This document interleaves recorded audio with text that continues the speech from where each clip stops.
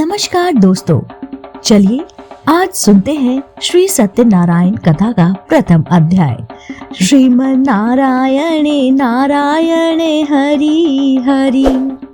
एक समय की बात है, नैमिषारण्य तीर्थ में शौनकादिक 88,000 ऋषियों ने श्री सूत जी से पूछा, हे प्रभु, इस कलयुग में वेद विद्या रहित मनुष्य को प्रभु भक्ति किस प्रकार मिल सकती है तथा उनका उद्धार कैसे होगा?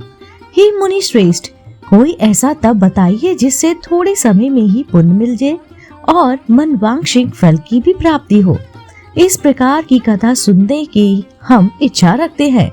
सर्वशास्त्रों में ज्ञाता सूत जी बोले, हे वैष्णवों में पूज्य, आप सभी ने प्राणियों के हित की बात पूछी है, इसलिए मैं एक ऐसे श्रेष्ठ व्रत को आप लोगों को बताऊंगा जिसे नारद जी ने लक्ष्मी नारायण जी से पूछा था और लक्ष्मीपति ने मुनि श्रेष्ठ नारद जी से कहा था, आप सब उसे ध्यान पूर्वक सुनिए। एक समय की बात है, योगीराज नारद जी दूसरों के हित की इच्छा लिए अनेकों लोगों में इधर उधर घुमा करते थे और घूमते हुए वो मृत्यु लोक में आ पहुँचे। यहाँ उन्होंने अनेक योनियों में जन्मे प्राय सभी मनुष्य को अपने अपने कर्मों द्वारा अनेकों दुखों से पीड़ित देखा। उनका दुख देखकर नारद जी सोचने लगे कि कैसे यत्न किया जाए जिससे करने से निश्चित रूप से मानव के दुखों का अंत हो जाए। इसी विचार पर मनन करते हुए वे विष्णु लोक में गए। वहां पर देवों के देव ईश भगवान नारायण की स्तुति करने लगे, जिससे हाथों में शंख चक्र गदा और पद्म था, गले में वरमाला पहने हुए थे। स्तुति करते हुए नारद जी बोले, हे भगवान, आप अत्यंत शक्तिमान हैं और आपकी अत्यंत शक्ति से संपन्न है। मन तथा वाणी भी आपको नहीं पा सकती। आपका आदि मध्य तथा अंत नहीं है। निगुण स्वरूप सृष्टि के कारण भक्तों के दुख को दूर करने वाले आपको मेरा नमस्कार है। नारद जी की स्तुति सुन विष्णु भगवान बोले, हे मुनि श्रेष्ठ, आपके मन में क्या बात है? आप किस काम के लिए यहाँ पर पधारे हैं? उसे निसंकोच कहें। इस पर नारद मुनि बोले कि मृत्यु लोक में अनेक योनियों में जन्मे मनुष्य अपने कर्मों के द्वारा अनेकों दुख से दुखी हो रहे हैं। हे नाथ, आप मुझ पर दया रखते हैं तो बताइए कि वह मनुष्य थोड़े प्रयास से ही अपने दुखों से कैसे छुटकारा पा सकता है? श्री हरि बोले, हे नारद, मनुष्य की भलाई के लिए तुमने मुझसे बहुत ही अच्छी बात पूछी है। जिसके करने से मनुष्य मुंह से छूट जाता है, वह बात मैं कहता हूँ, उसे ध्यान पूर्वक सुनो। स्वर्ग लोक में मृत्यु लोक दोनों में एक दुर्लभ उत्तम व्रत है जो पुण्य देने वाला भी है। आज प्रेम वश होकर मैं तुम्हें उसको सुनाता हूँ। श्री सत्यनारायण भगवान का ये व्रत अच्छी तरह विधान पूर्वक करके मनुष्य तुरंत ही यहाँ सुख भोग कर मरने पर मोक्ष पाता है। श्री हरि के वचन सुन नारद जी बोले कि उस व्रत का फल क्या है और उसका विधान क्या है? यह व्रत किसने किया था? इस व्रत को किस दिन करना चाहिए? सभी कुछ कृपा करके विस्तार से बताएं। नारद जी की बात सुनकर श्री हरि बोले, दुख व शोक को दूर करने वाला यह व्रत सभी स्थानों पर विजय दिलाता है। मानव को भक्ति व श्रद्धा के साथ शाम को श्री सत्यनारायण की पूजा धर्म पारायण होकर ब्राह्मणों व बंधुओं के साथ करनी चाहिए। भक्ति भाव से ही नैवेद्य केले का फल, घी, दूध और गेहूं का आटा सवाया ले। गेहूं के स्थान पर साठी का आटा, शक्कर तथा गुड़ लेकर भी सभी भक्षण योग पदार्थों को मिलाकर भगवान का भोग लगाएं। ब्राह्मणों सहित बंधु बांधवों को भी भोजन कराएं। उसके बाद स्वयं भोजन करें। भजन कीर्तन के साथ भगवान की भक्ति में लीन हो जाएं। इस तरह से सत्यनारायण भगवान का ये व्रत करने पर मनुष्य की सारी इच्छाएं निश्चित रूप से पूरी होती हैं। इस कलिकाल अर्थात कलयुग में मृत्यु लोक में मोक्ष का यही एक सरल उपाय बताया गया है। इति श्री सत्यनारायण व्रत कथा का प्रथम अध्याय संपूर्ण। श्रीमन नारायण नारायण नारायण, भजमन नारायण नारायण नारायण। श्री सत्यनारायण भगवान की जय। श्री सत्यनारायण कथा का द्वितीय अध्याय। श्रीमन नारायण नारायण हरि हरि। सूत जी बोले, हे ऋषियों, जिसने पहले समय में इस व्रत को किया उसका इतिहास कहता हूँ, ध्यान पूर्वक सुनो। सुंदर काशीपुर नगरी में एक अत्यंत निर्धन ब्राह्मण रहा करता था। भूख प्यास से परेशान वह धरती पर इधर उधर घूमा करता था। ब्राह्मणों से प्रेम करने वाले भगवान ने एक दिन ब्राह्मण का वेश धारण कर उसके पास जाकर पूछा, हे विप्र, नित्य दुखी होकर तुम पृथ्वी पर क्यों घूमते हो?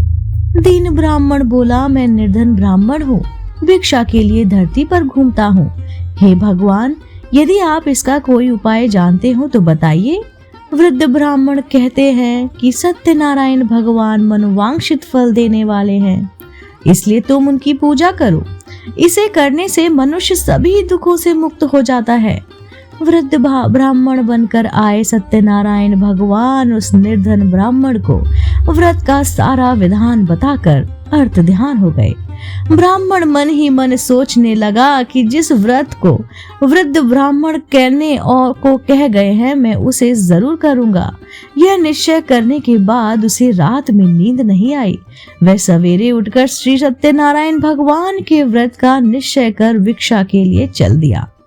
उस दिन निर्धन ब्राह्मण को भिक्षा में बहुत सा धन मिला, जिससे उसने बंधु बांधवों को साथ मिलकर श्री सत्यनारायण भगवान का व्रत संपन्न किया। भगवान सत्यनारायण का व्रत संपन्न करने के बाद वह निर्धन ब्राह्मण सभी दुखों से छूट गया और अनेक प्रकार की संपत्तियों से युक्त हो गया। उसी समय से ये ब्राह्मण हर माह इस व्रत को करने लगा। इस तरह से सत्यनारायण भगवान के व्रत को जो मनुष्य करेगा वह सभी प्रकार के पापों से छूटकर मोक्ष को प्राप्त होगा। जो मनुष्य इस व्रत को करेगा वह भी सभी दुखों से मुक्त हो जाएगा। सूत जी बोले कि इस तरह से नारद जी से नारायण जी का कहा हुआ श्री सत्यनारायण व्रत को मैंने तुमसे कहा है। हे विप्र, मैं अब और क्या कहूँ? ऋषि बोले, हे मुनिवर, संसार में उस विप्र से सुनकर और किस किस ने इस व्रत को किया, हम सब इस बात को सुनना चाहते हैं। इसके लिए हमारे मन में श्रद्धा का भाव है। सूत जी बोले, हे मुनियों, जिसने इस व्रत को किया है वह सब सुनो। एक समय वही विप्र धन व ऐश्वर्य के अनुसार अपने बंधु बांधवों के साथ इस व्रत को करने को तैयार हुआ। उसी समय एक लकड़ी बेचने वाला बूढ़ा आदमी आया और लकड़ियां बाहर रखकर अंदर ब्राह्मण के घर में गया। प्यास से दुखी वह लकड़हारा उनको व्रत करते देख विप्र को नमस्कार कर पूछने लगा कि आप यह क्या कर रहे हैं तथा इसे करने से क्या फल मिलेगा, कृपया करके मुझे बताइए।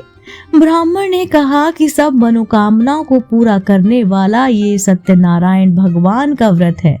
इनकी कृपा से ही मेरे घर में धन धान आदि की वृद्धि हुई है। विप्र से सत्यनारायण व्रत के बारे में जानकर लकड़हारा बहुत प्रसन्न हुआ। चरणामृत लेकर वह प्रसाद खाने के बाद वह अपने घर गया। लकड़हारे ने अपने मन में संकल्प किया कि आज लकड़ी बेचने से जो भी धन मिलेगा उसी से श्री सत्यनारायण भगवान का उत्तम व्रत करूंगा। मन में इस विचार को ले बूढ़ा आदमी सिर पर लकड़ियां रख उस नगर में बेचने गया जहां धनी लोग ज्यादा रहते थे। उस नगर में उसे अपनी लकड़ियों का दाम पहले से 4 गुना अधिक मिला। बूढ़ा प्रसन्न के साथ और प्रसन्नता के साथ दाम लेकर केले, शक्कर, घी, दूध, दही और गेहूं का आटा ले और सत्यनारायण भगवान के व्रत की अनन्य सामग्रियों लेकर अपने घर को गया। वहां उसने अपने बंधु बांधवों को बुलाकर विधि विधान से श्री सत्यनारायण भगवान का पूजन और व्रत किया। इस व्रत के प्रभाव से वह बूढ़ा लकड़हारा धन, पुत्र आदि से युक्त होकर संसार के समस्त सुख भोग अंतकाल में वैकुंठ धाम को चला गया।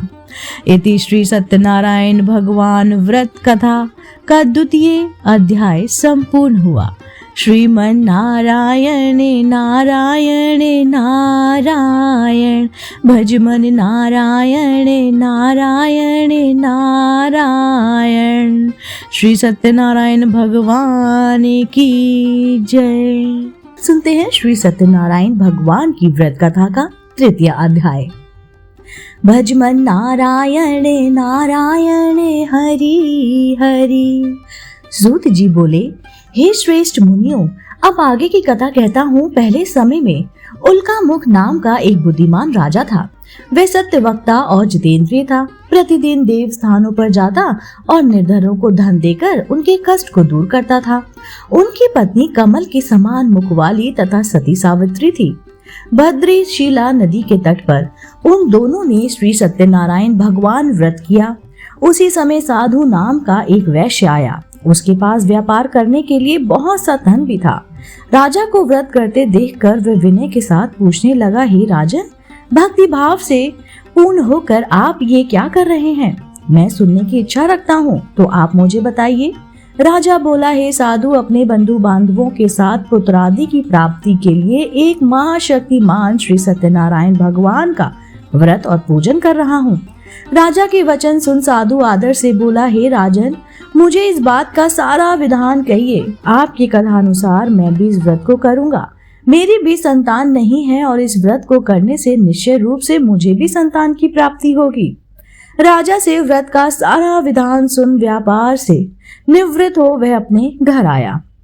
साधु वैश्य ने अपनी पत्नी को संतान देने वाले इस व्रत का वर्णन कह सुनाया और कहा कि जब मेरी संतान होगी तब मैं इस व्रत को करूंगा। साधु ने इस तरह के वचन अपनी पत्नी लीलावती से कहे। एक दिन लीलावती पति के साथ आनंदित हो सांसारिक धर्म में प्रवृत्त हो सत्यनारायण भगवान की कृपा से गर्भवती हो गई। 10वें महीने में उसके गर्भ में एक सुंदर सी कन्या ने जन्म लिया। दिनों दिन वह ऐसे बढ़ने लगी जैसे कि शुक्ल पक्ष का चंद्रमा बढ़ता हो। माता पिता ने अपनी कन्या का नाम कलावती रखा। एक दिन लीलावती ने मीठे शब्दों में अपने पति को याद दिलाया कि आपने सत्यनारायण भगवान के जिस व्रत को करने का संकल्प किया था उसे करने का समय आ गया है। आप इस व्रत को करिए। साधु बोला कि हे प्रिय, इस व्रत को मैं उसके विवाह पर करूंगा। इस प्रकार अपनी पत्नी को आश्वासन देकर वह नगर को चला गया। कलावती पिता के घर में रह वृद्ध को प्राप्त हो गई। साधु ने एक बार नगर में अपनी कन्या को सखियों के साथ देखा तो तुरंत ही दूत को बुलाया और कहा कि मेरी कन्या के योग वर देख कर लाओ। साधु की बात सुनकर दूत कंचन नगर में पहुंचा और वहां देखभाल कर लड़की के सुयोग वार्णिक पुत्र को ले आया।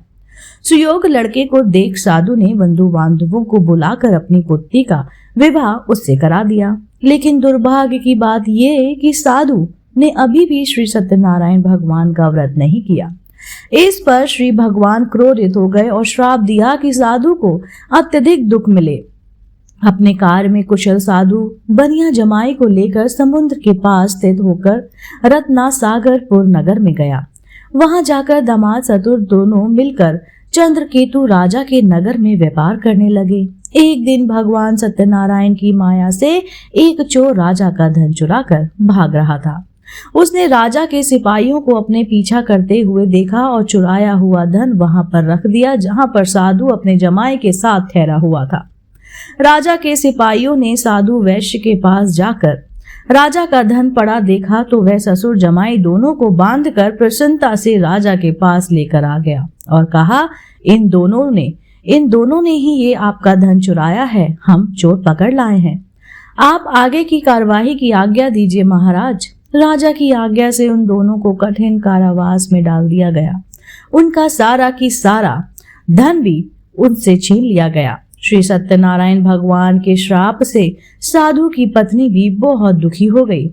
घर में जो भी धन रखा था उसे चोर चुरा कर ले गए। शारीरिक तथा मानसिक पीड़ा व भूख प्यास से अति दुखी हो अन्न की चिंता में कलावती के ब्राह्मण के घर गई। वहां उसने श्री सत्यनारायण भगवान का व्रत होते देखा। फिर कथा भी सुनी और वह प्रसाद ग्रहण कर वह रात को घर वापस आई। माता के कलावती से पूछने लगी कि हे पुत्री, अब तक तुम कहाँ थी? तेरे मन में क्या है? कलावती ने अपनी माता से कहा, हे माता, मैंने एक ब्राह्मण के घर में श्री सत्यनारायण भगवान का व्रत सुनते देखा है। कन्या के वचन सुन लीलावती भगवान के पूजन की तैयारी करने लगी। लीलावती ने परिवार व बंधुओं सहित श्री सत्यनारायण भगवान का पूजन किया और उनसे वर मांगा कि मेरे पति तथा जमाई शीघ्र घर आ जाएं। साथ ही ये भी प्रार्थना की कि हम सबका अपराध क्षमा करें। श्री सत्यनारायण भगवान इस व्रत से संतुष्ट हो गए और राजा चंद्रकेतु को सपने में दर्शन दे कहा, हे राजन, तुम उन दोनों वैश्यों को छोड़ दो और तुमने उनका जो भी धन लिया है उसे वापस कर दो। अगर ऐसा नहीं किया तो मैं तुम्हारा धन, राज्य व संतान सभी को नष्ट कर दूंगा। राजा को यह सब कहकर वह प्रभु अंतर्ध्यान हो गए। प्रातःकाल सभा में राजा ने अपना सपना सुनाया। फिर बोले कि वाणिक पुत्रों को कैद से मुक्त कर सभा में लेकर आओ। दोनों ने आते ही राजा को प्रणाम किया। राजा मीठी वाणी में बोला, हे महानुभावों, भाग्यवंश ऐसा कठिन दुख तुम्हें प्राप्त हुआ है, लेकिन अब तुम्हें कोई भय नहीं है। ऐसा कह राजा ने उन दोनों को एक नए वस्त्राभूषण भी पहनाए और जितना धन उनको वापस कर दिया और जितना धन उनसे लिया था उसका दुगना धन उनको दे दिया। दोनों वैश्य अपने घर पर चल दिए। इति श्री सत्यनारायण व्रत कथा का तृतीय अध्याय संपूर्ण होता है। श्रीमन नारायण नारायण नारायण, भजमन नारायण नारायण नारायण। श्री सत्यनारायण भगवान की जय। श्री सत्यनारायण व्रत कथा का चतुर्थ अध्याय। श्रीमन नारायण नारायण हरि हरि। सूत जी बोले, वैश्य ने मंगलाचार कर अपनी यात्रा आरंभ की और अपने नगर की ओर चल दिया। उनके थोड़ी दूर जाने पर एक दंडी वेशधारी श्री सत्यनारायण ने उनसे पूछा, हे साधु, तेरी नाव में क्या है? अभी वणिक हंसता हुआ बोला, हे दंडी, आप क्यों पूछते हो? क्या धन लेने की इच्छा है? मेरी नाव में तो बेल के पत्ते ही भरे हुए हैं। वैश्य के कठोर वचन सुन भगवान बोले, तुम्हारा वचन सत्य हो। दंडी ऐसे वचन कह वहां से दूर चले गए। कुछ दूर जाकर समुद्र के किनारे बैठ गए। दंडी के जाने के बाद साधु वैश्य ने नित्य क्रिया के पश्चात नाव को ऊंची उठते हुए देखकर अचंबा माना और नाव में बेल पत्ते आदि देखकर मूर्छित हो जमीन पर गिर पड़े। मूर्छा खुलने पर वे अत्यधिक शोक में डूब गए और तब उनका दामाद बोला कि आप शोक न मनाएं, यह दंडी का ही श्राप है, इसलिए हमें उनकी शरण में जाना चाहिए, तभी हमारी मनोकामना पूर्ण होगी। दामाद की बात सुनकर वह दंडी के पास पहुंचा और अत्यंत भक्ति भाव नमस्कार कर बोले, मैंने आपसे जो जो असत्य वचन कहे थे उनके लिए मुझे क्षमा दे। ऐसा कहकर महान शोकातुर होकर वह रोने लगे। तब दंडी भगवान बोले, हे वाणिक पुत्र, मेरी आज्ञा से बार बार तुम्हें दुख प्राप्त हुआ है, तू मेरी पूजा से विमुख हुआ। साधु बोला, हे भगवान, आपकी माया से ब्रह्म आदि देवता भी आपके रूप को नहीं जानते, तब मैं तो अज्ञानी हूँ, मैं अज्ञानी कैसे जान सकता हूँ? आप प्रसन्न होइए प्रभु, अब मैं सामर्थ्य के अनुसार आपकी पूजा करूंगा। मेरी रक्षा करो प्रभु और पहले के समान नौका में धन भर दो। साधु वैश्य के भक्ति पूर्वक वचन सुनकर भगवान प्रसन्न हो गए और उनकी इच्छा अनुसार वरदान देकर अंतर्ध्यान हो गए। ससुर जमाई जब नाव पर आए तो नाव धन से भरी हुई थी। फिर वही अपने अन्य साथियों के साथ सत्यनारायण भगवान का पूजन कर अपने नगर को चल दिए। जब नगर के नजदीक पहुंचे तो दूत को घर पर खबर करने के लिए भेज दिया। दूत साधु की पत्नी को प्रणाम कर कहता है कि मालिक अपने दामाद सहित नगर के निकट आ गए हैं। दूत की बात सुन साधु की पत्नी लीलावती ने बड़े ही हर्ष के साथ सत्यनारायण भगवान का पूजन कर अपनी पुत्री कलावती से कहा कि मैं अपने पति के दर्शन को जाती हूँ, तू कार्य पूर्ण कर शीघ्र आ जा। माता के ऐसे वचन सुन कलावती जल्दी में प्रसाद छोड़ अपने पति के पास चली गई। प्रसाद की अवज्ञा के कारण श्री सत्यनारायण भगवान रुष्ट हो गए और नाव सहित उनके पति को पानी में डुबो दिया। कलावती अपने पति को वहां पर ना पाकर रोती हुई जमीन पर गिर पड़ी। नौका को डूबा हुआ देख व कन्या को रोता देख साधु दुखी होकर बोला कि हे प्रभु, मुझसे तथा मेरे परिवार से जो भी भूल हुई है उसे क्षमा करें। साधु के दीन वचन सुनकर श्री सत्यनारायण भगवान प्रसन्न हो गए और आकाशवाणी हुई, हे साधु, तेरी कन्या मेरा प्रसाद को छोड़कर आई है, इसलिए उसका पति अदृश्य हो गया है। यदि वह घर जाकर प्रसाद खाकर लौटती है तो इससे इसका पति अवश्य मिलेगा। ऐसी आकाशवाणी सुन कलावती घर पहुंचकर प्रसाद खाती है और फिर आकर अपने पति के दर्शन करती है। उसके बाद साधु और बंधु बांधवों सहित श्री सत्यनारायण भगवान का विधि विधान से पूजन करती है। इस लोक का सुख भोग व अंत में स्वर्ग जाता है। इति श्री सत्यनारायण व्रत कथा का 4th अध्याय संपूर्ण। श्रीमन्नारायण नारायण नारायण भजमन नारायण नारायण नारायण। श्री सत्यनारायण भगवान की जय। सत्यनारायण व्रत की कथा का 5th अध्याय। श्रीमन्नारायण नारायण हरि हरि। सूत जी बोले, हे ऋषियों, मैं और भी एक कथा सुनाता हूँ, उसे भी ध्यान पूर्वक सुनो। प्रजापालन में 3 तुगध्वज नाम का एक राजा था। उसने भी भगवान का प्रसाद त्याग कर बहुत ही दुख सहा। एक बार वन में जाकर वन पशुओं को मारकर वह बड़ के पेड़ के नीचे गया। वहां उसने ग्वालों को भक्ति भाव से अपने बंधु बांधवों सहित श्री सत्यनारायण भगवान का पूजन करते देखा। अभिमान वंश राजा ने उन्हें देखकर भी पूछा स्थान में नहीं गया और ना ही उसने भगवान को नमस्कार ही किया। ग्वालों ने राजा को प्रसाद दिया, लेकिन उन्होंने प्रसाद नहीं खाया और वहीं पर छोड़कर अपने नगर को चला गया। जब वह नगर में पहुंचा तो वहां सब कुछ तहस नहस उसको पाया। वह शीघ्र ही समझ गया कि यह सब भगवान ने ही किया है। वह दोबारा ग्वालों के पास पहुंचा और विधि पूर्वक पूजा करके प्रसाद खाया और श्री सत्यनारायण भगवान की कृपा से सब कुछ पहले जैसा हो गया। दीर्घ काल तक सुख भोगने के बाद मरणोपरांत उसे स्वर्गलोक की प्राप्ति हुई। जो मनुष्य परम दुर्लभ इस व्रत को करेगा तो भगवान सत्यनारायण की अनुकंपा से उसे धन धान्य की प्राप्ति होगी। निर्धन धनी हो जाता है और भय मुक्त हो जाता है। संतानहीन मनुष्य को संतान सुख मिल जाता है और सारे मनोरथ पूर्ण होने पर मानव अंतकाल में वैकुंठ धाम को जाता है। सूत जी बोले, जिन्होंने पहले इस व्रत को किया है, अब उनके दूसरे जन्म की कथा सुनाता हूँ, उसको ध्यान पूर्वक सुने। वृद्ध सनातन नंदन ब्राह्मण ने सुदामा का जन्म लेकर मोक्ष की प्राप्ति की। लकड़हारे ने अगले जन्म में निषाद बनकर मोक्ष प्राप्त किया। उल्का मुख नाम का राजा दशरथ होकर वैकुंठ में गए। साधु नाम के वैश्य ने मोर ध्वज बनकर अपने पुत्र को आरे से चीरकर मोक्ष पाया। महाराज तुंग ध्वज ने स्वयंभू होकर भगवान में भक्ति युक्त हो कर्म का मोक्ष पाया। इति श्री सत्यनारायण व्रत कथा का 5th अध्याय संपूर्ण। श्रीमन्नारायण नारायण नारायण भजमन नारायण नारायण नारायण। श्री सत्यनारायण भगवान की जय। चलिए श्री सत्यनारायण भगवान की आरती करते हैं। जय लक्ष्मी रमणा स्वामी, जय लक्ष्मी रमणा। सत्यनारायण स्वामी जगपातक हरणा। ओम जय लक्ष्मी रमणा। स्वामी जय लक्ष्मी रमणा। रत्न जटित सिंहासन अद्भुत छवि राजे। नारत करत निरंजन घंटा ध्वनि बाजे। ओम जय लक्ष्मी रमणा।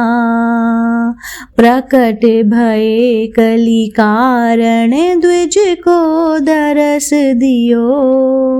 बूढ़ा ब्राह्मण बन कर कंचन महल कियो।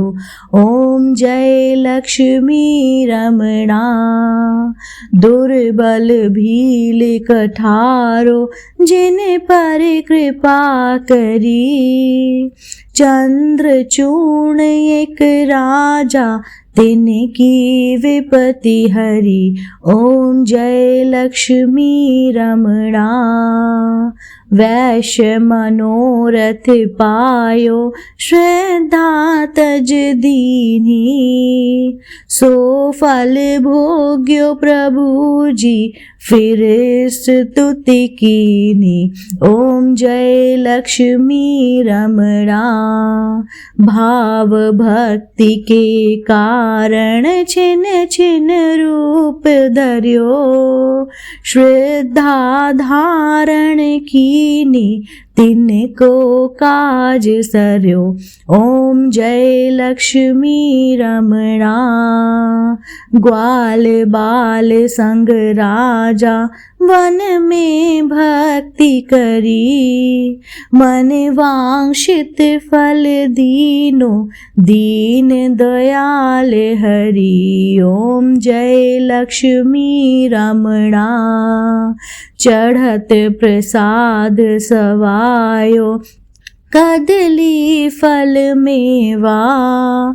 धूप दीप तुलसी से राजी सत्य देवा। ओम जय लक्ष्मी रमणा। श्री सत्यनारायण जी की आरती कोई नर गावे। रिद्धि सिद्धि सुख संपत्ति सहज रूप पावे। जय लक्ष्मी रमणा। स्वामी जय लक्ष्मी रमणा। सत्यनारायण स्वामी जग पातक हरना। जय लक्ष्मी रमणा। स्वामी जय लक्ष्मी रमणा। बोलो श्री सत्यनारायण भगवान की जय।